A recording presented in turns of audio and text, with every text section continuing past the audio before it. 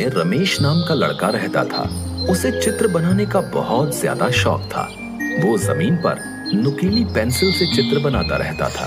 उसके पास कागज और पेंसिल खरीदने के पैसे नहीं थे। वो हमेशा सोचता था कि अगर मेरे पास पेंसिल होती तो मैं कितने सुंदर चित्र बनाता। वो छड़ी से हमेशा चित्र बनाता रहता है। एक दिन जब चित्र बना रहा था तो उसे एक बूढ़ी औरत मिली। उसने रमेश को एक जादुई पेंसिल दी। इससे तुम हमेशा चित्र बनाकर गरीबों की मदद करना, और तुम्हें अगर मेरी जरूरत पड़े तो इसी पेंसिल से मुझे बुला लेना। ये कहकर वो बूढ़ी औरत गायब हो गई। रमेश बहुत खुश हुआ और उसने पेंसिल से जमीन पर एक सेब का चित्र बनाया। वाह, क्या छड़ी है! अचानक ही वो सेब असली हो गया।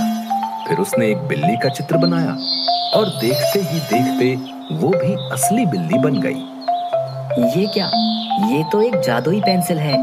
बहुत बहुत शुक्रिया बूढ़ी अम्मा, आपकी ये बात मैं हमेशा याद रखूंगा। अब रमेश ने फलों की टोकरी बनाई और वो भी देखते देखते असली बन गई। और उसने गांव के बच्चों के लिए कपड़े, किताबें, अनाज आदि चीजें बनाई। देखते देखते सबका सब सामान असली बन गया। रमेश गरीब किसानों को जो भी चाहिए होता था बना कर दे देता था। गांव के लोग रमेश से बहुत ही खुश थे क्योंकि वो गांव के गरीब लोगों की सहायता करता था। ये खबर राजा के कानों तक पहुंची। राजा ने रमेश को बुलाने का आदेश दिया और राजा ने रमेश से कहा, पहले तुम सोने से भरा एक घड़ा बना दो और ये पेंसिल मेरे हवाले कर दो। महाराज, आपके पास बहुत धन है। मैं केवल गरीबों के लिए चित्र बनाकर उनकी मदद करता हूँ। राजा को गुस्सा आ गया और राजा ने सैनिकों को आदेश देकर रमेश से पेंसिल ली और वो खुद से सोने से भरा घड़ा बनाने लगा। लेकिन वो सोने से भरा घड़ा प्रकट नहीं हुआ।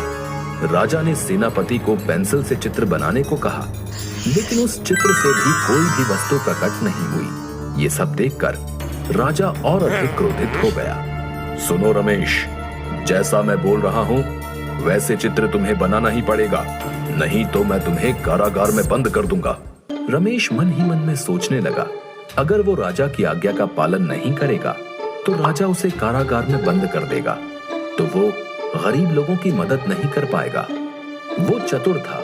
उसने तुरंत पेंसिल उठाई और उस बूढ़ी औरत का चित्र बना दिया और वहां बूढ़ी औरत प्रकट हो गई। उस बूढ़ी औरत ने राजा को समझाया, प्रणाम महाराज।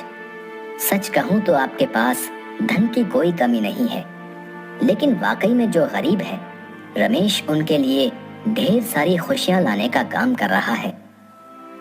आपने उससे ये पेंसिल छीन ली, लेकिन ये आपकी इच्छा अनुसार कोई काम नहीं कर पाई और न ही किसी और के हाथों से उस चित्र में जान आएगी। रमेश के काम के प्रति लगन और उसकी ईमानदारी देख के ही उसे ये पेंसिल मिली है। राजा को अपनी गलती का एहसास हो गया और राजा ने रमेश और बूढ़ी औरत से माफी मांगी और फिर बूढ़ी औरत वहां से गायब हो गई। राजा ने रमेश का सम्मान किया